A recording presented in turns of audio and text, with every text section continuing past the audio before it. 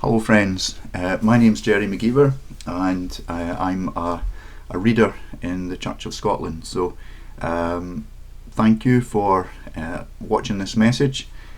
Today we're going to be reading from Leviticus and also from Mark's Gospel. So let us read the Word of God as we find it in Leviticus chapter 11, and I'm reading from the Good News version of the Gospel.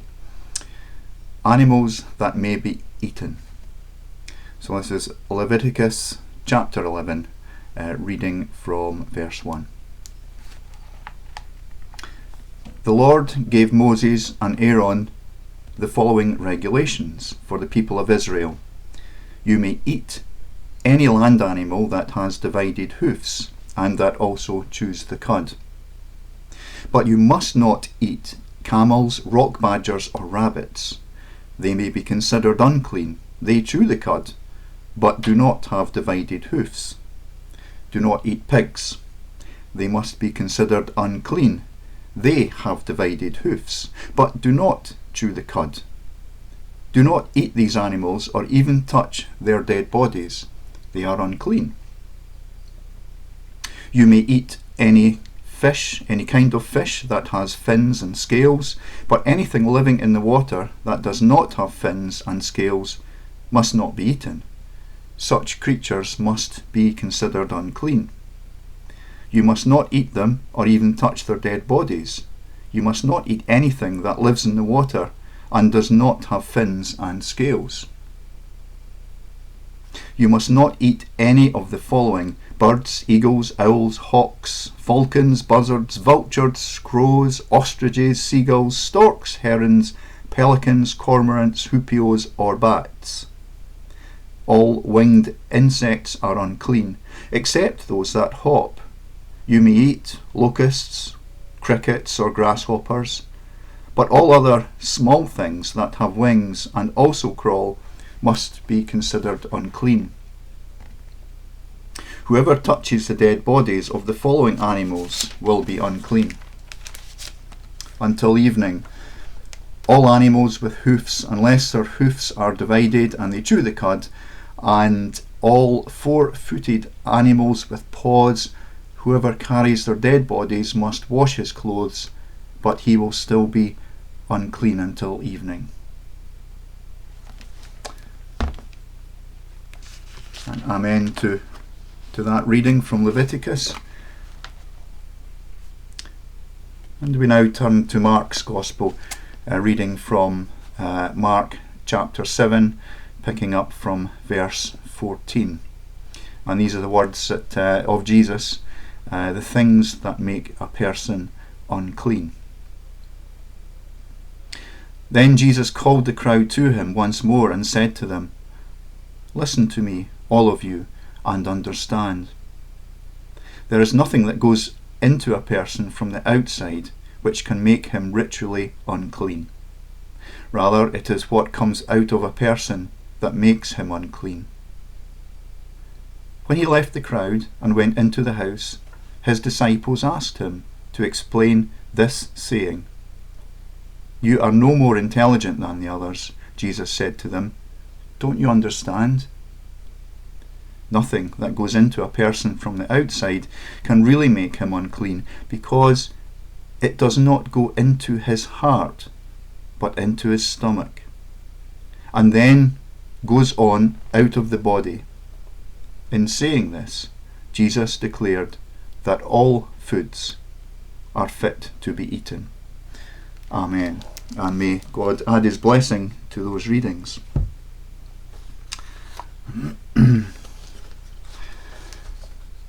So I'd like to reflect on those readings in this short reflection.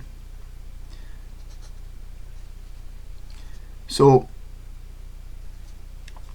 if we could consider the coronavirus and all of the happenings, everything that's been going on recently, obviously we've all given it a great deal of thought. It's taken up a lot of time, a lot of effort A lot has happened in the media, and it's probably one of the most pressing things in our lives. And I was drawn to these two passages that we read today. Now, it was some time ago that I studied theology as a reader through the Glasgow University certificate course, and part of this training included what passages were arguably the easiest to read, or those that conveyed a message most tailored to the Christian message of love, hope, joy, forgiveness, and life in the hereafter. An accepted no-go area was Leviticus. Now, Leviticus is what could be described as a set of lists and edicts. These are ritual, legal, and moral practices rather than beliefs.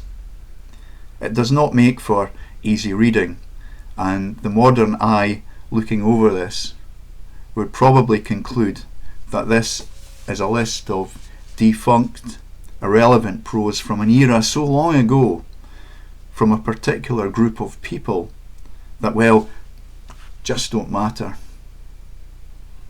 I was looking over one of my set books from the Old Testament when we studied that particular section, and it's called The Old Testament by Peter Craigie. And in this book he states there are at least two difficulties with which the modern reader of Leviticus must contend. The first lies somewhere between boredom and mystification, and the second is that of coming to grips with the character and the religion of ancient Israel without projecting back into that religion our contemporary knowledge of religions such as Judaism or Christianity. So I paraphrase the above and say it's a right boring read. I believe I've told you before, when I was a child, my mother said to me when we entered Mr. Anderson's shop containing all the ice lollies, she said, "Gerard, don't stick your tongue on the inside of the fridge." Well, you can guess what happened next, can't you? It was no sooner said than my tongue was frozen to the inside of the freezer unit. To this day, I can't imagine why my mum would tell me such a thing. The last thing on my mind would be to lick the inside of a freezer.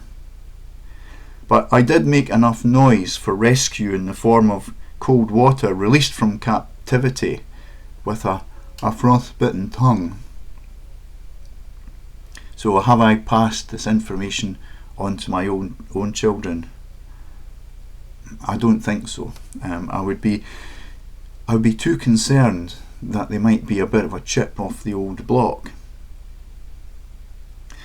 So the rules which we follow, how do we arrive at those rules? I always think of our ancestors and hunter-gatherer days. How did we actually know what plants were good for us, which were nutritional, which were medicinal, and which were poisonous? I don't really know the answer to that, but I can only deduce that there must have been some form of accidental live testing. Think of the numbers that have been lost over the centuries to such activities, in many respects adding to the body of knowledge that we know today as science. The Levites were in receipt of this knowledge and made sure it was carried out to the letter of the law. Jesus was in receipt of this knowledge, but Jesus offers an alternative. In Mark he says that all foods were clean. So Jesus therefore offers something different, part of the new covenant with us, that we can eat all foods. So is Jesus right? As Christians, our answer would be yes, Jesus is right. He's the foundation of our faith, and we believe in him. So Were the Levites wrong? Well, the more I've reflected upon this, the less I think so. Although it may seem strange to us, those lists which included, amongst other things, you must not eat any of the following: birds, eagles, owls, hawks, falcons, buzzards, vultures, crows, ostriches, seagulls, storks, herons, pelicans, cormorants, hoopoes, or bats. All winged insects are unclean, except those that hop. You may eat locusts, crickets, or grasshoppers. But all other small things that have wings and also crawl must be considered unclean. That section does sound a bit like an ant and deck bush tucker trial, although ants do seem to be excluded as being fit for consumption. I believe Leviticus is a warning for us. A scientist could easily establish clear infection paths between one animal genre to the next. Like it or loathe it, Leviticus may be founded loosely in the science of the day, or it may be the whims of an elite religious class. But whatever way one decides to look at it, there are rules here. There are rules. There are rules for animal husbandry, both live and dead animals, and later in Leviticus we are introduced to various levels of quarantine should one become ritually or physically unclean. Despite its difficulties, Leviticus for me is telling us that we must follow rules for how we look after animals, store them, slaughter them, and consume them. We already know with the advances of science which we know to be right, and we know what's not right. Now, we do, because that body of science that we've learned tells us that. Now, it might be controversial, and there are so many different conspiracy theories on the go, but put simply, in the light of COVID-19, we've had opportunity to think deeply about animal husbandry. There are these wet markets in China where animals of different species are stored under cramped conditions. This just wouldn't happen in the natural world. It's reputed that COVID-19 was spread from species to species and ultimately to humans in these places. From what you've read in Leviticus, would that be tolerated? I don't think so.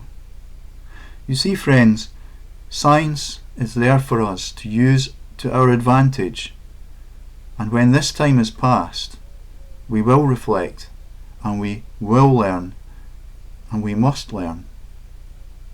You see, Jesus knew that we would have times of trial, and we would be tested. Jesus was a man of teaching. He was a man of parables. He was a man of knowledge, and he was a man of wisdom. When we use our gifts or our talents, I believe we follow him. So we follow him by working together with other nations to examine how we protect ourselves globally.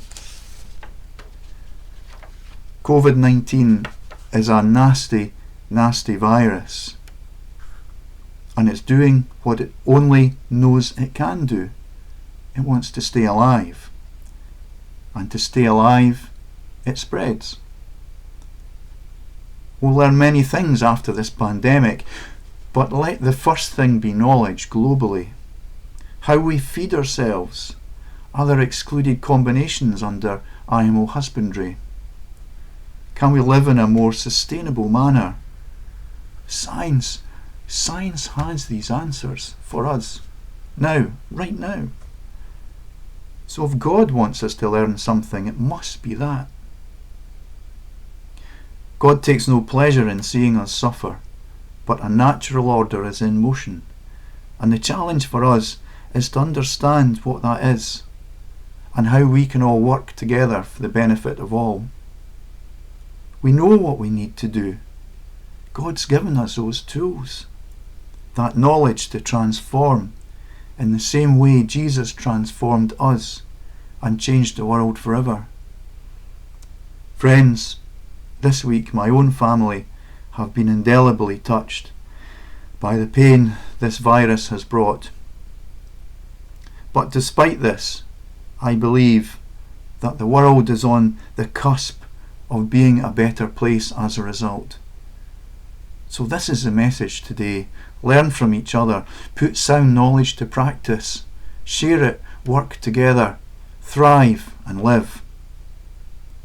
We have so much to learn, but we don't need to make the same mistakes all over again. The truth is in the Bible, and it's up to us how closely we want to look. Amen.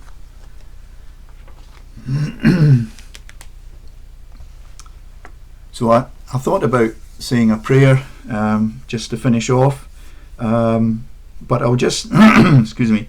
I'll just ask you to just to reflect on all the great work that our NHS staff do, our police and our fire services, all of our uniformed services. I think it's a time where we really appreciate what they do for us. So I'll just ask you in your own personal time to say a prayer for them, to who comes to your mind, who's helping to make our world a better place and keep us safe. And I'd like you to stay safe as well. Follow all the guidance, and we'll just finish off with this, one of my favourite blessings, the Celtic benediction.